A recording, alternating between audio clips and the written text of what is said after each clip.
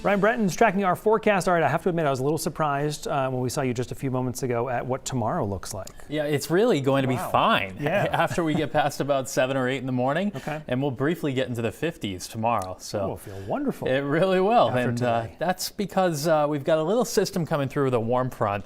And then the cold front will go by, but we'll still be mild for a little while tomorrow.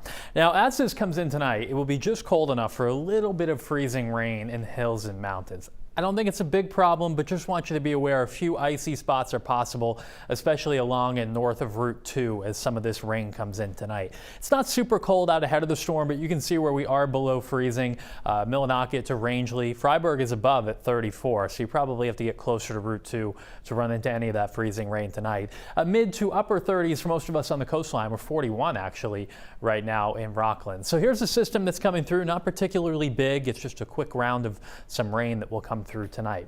By 8 o'clock, could be a few sprinkles or maybe a couple of areas of freezing drizzle developing. I think by midnight we start to see a few more numerous showers, and the temperatures do go up tonight, so these pink areas indicating where there could be some icy spots become less common as we head toward tomorrow morning.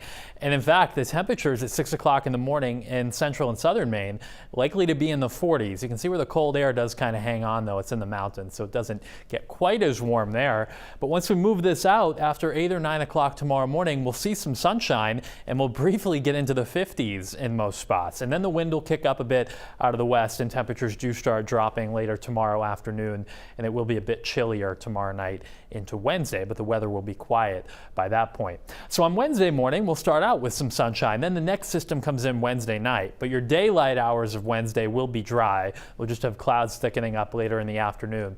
Still some disagreements in the computer models as to how much moisture this system will have, but the general idea is that overnight Wednesday night we'll have a round of snow mixing with rain near and along the coastline that probably is over just before or just after sunrise on Thursday morning. This is very quick moving, so there could be some impacts to the Thursday morning commute, particularly inland, but Thursday during the day will be largely dry.